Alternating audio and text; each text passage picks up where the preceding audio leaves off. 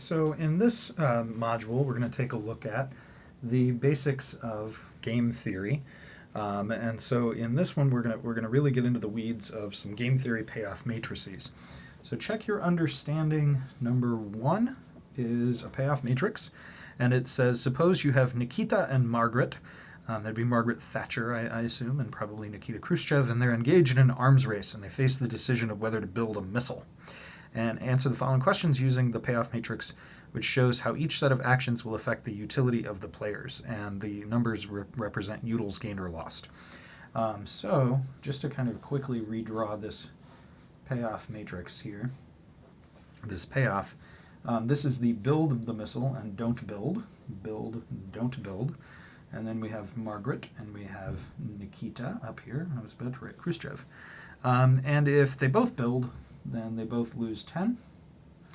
And if Margaret doesn't build, she loses 20. If Nikita does build, and he gets 8. And because you get 8 advantage, right? And if Margaret builds, she gets 8 as long as Nikita doesn't, but he loses 20 utils. And if they both don't build, nothing happens. So then A is Nash Equilibria.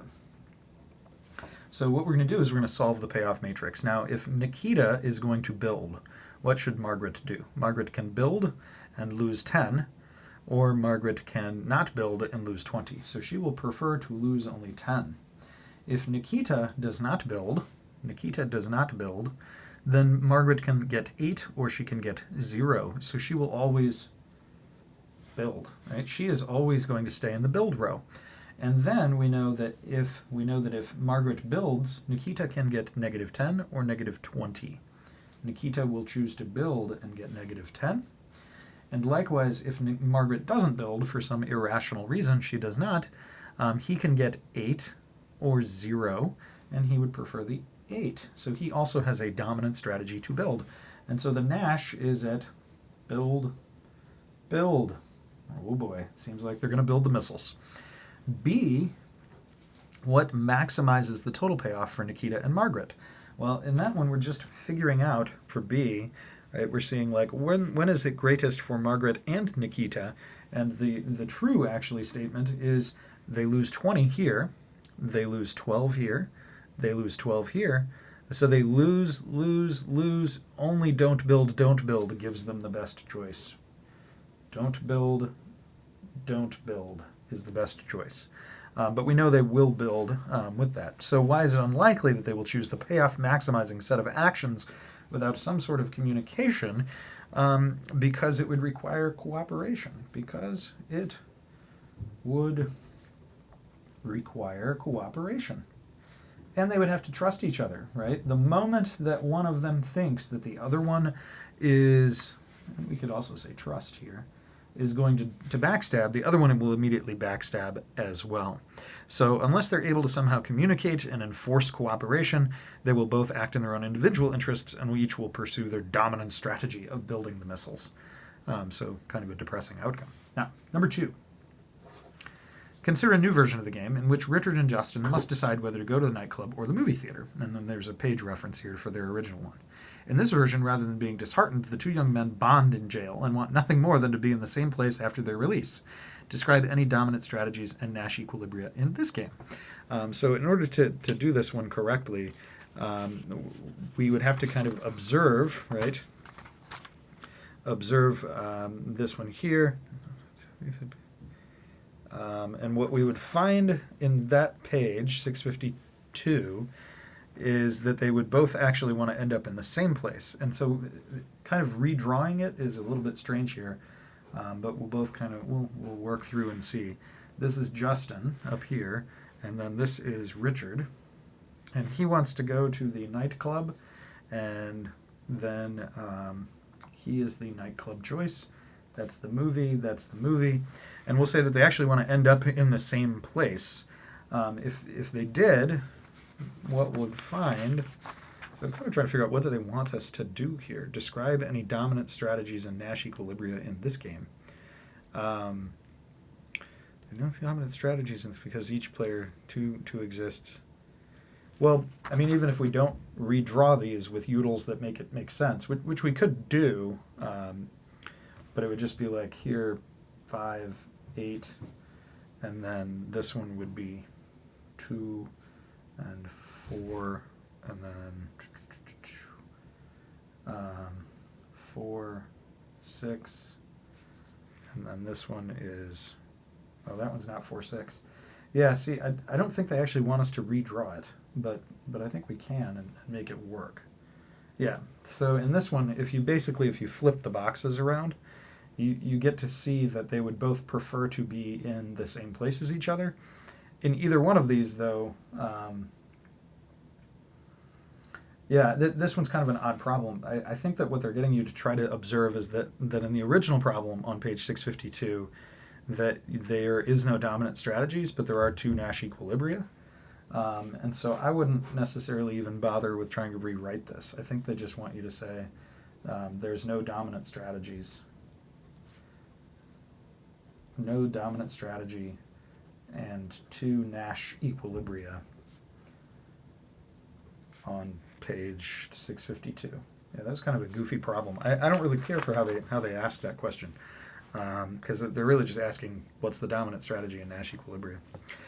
Let's take a look at multiple choice. Question number 1 here.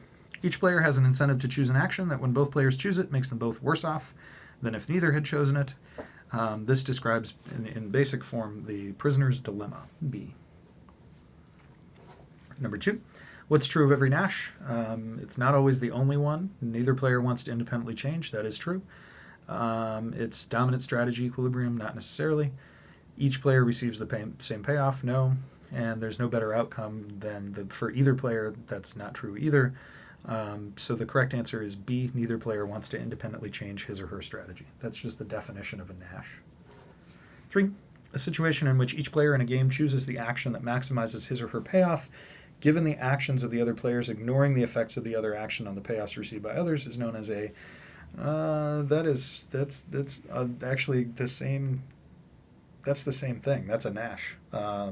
Given the actions of the other players means that they're taking into account what the other player chose to do. So that is just a Nash equilibrium as well. Number 4. In the context of Richard and Justin, we're going back to that. Suppose that Justin discovers Richard's action, confess or don't confess, before choosing his own action. And then they print the payoff matrix for you. Based on the payoff matrix, Justin will blank. So if Justin knows that Richard is going to do something, if Richard, say, decides to not confess, then Justin should always confess. And if Richard chooses to confess, then Justin should confess as well. So the correct answer is that for number 4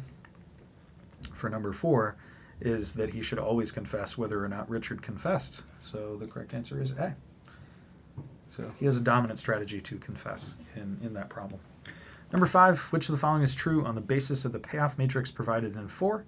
Justin has no dominant strategy. That's not true, because we just saw that he did.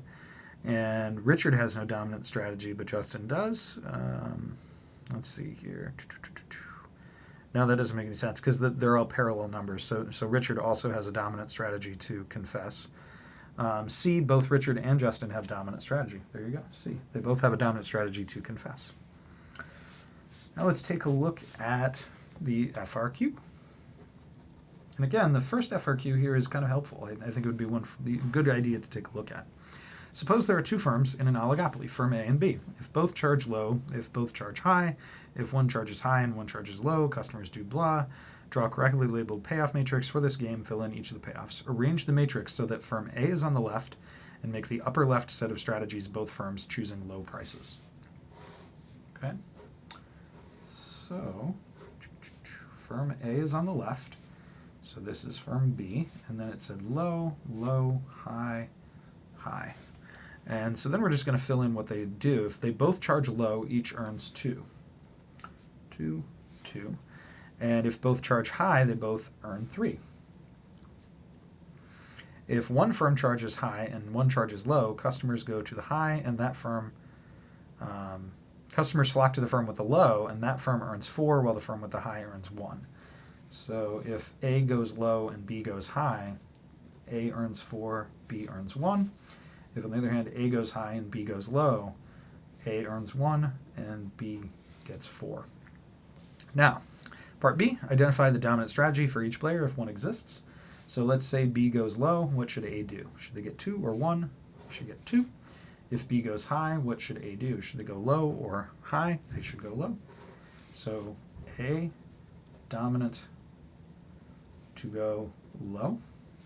Now let's look at B. It's going to be the same because these are symmetrical, but we'll take a look at it.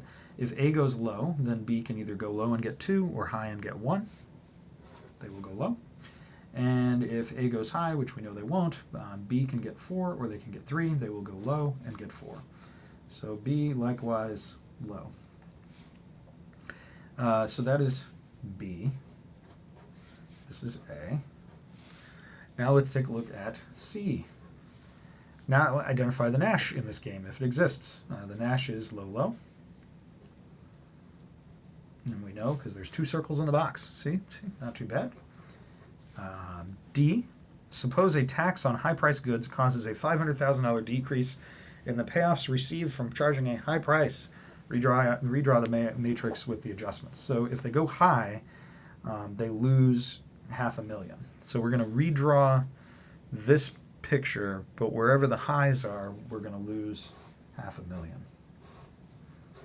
So this is B still, A, low, low, high, high. So the 2, the low, low, these numbers are going to stay the same because they aren't affected by the tax. Both of the 3s are going to go down to 2.5 because they lose the $500,000. If A goes low, they're not affected here, but the high is, so that's 0.5. And then this one is 0.5, and this one is 4. And we could obviously kind of go through and solve all of that, but that's not what this problem asks. So hopefully this helps you with the game theory practice problems in Module 65. I'll see you next time. Bye-bye.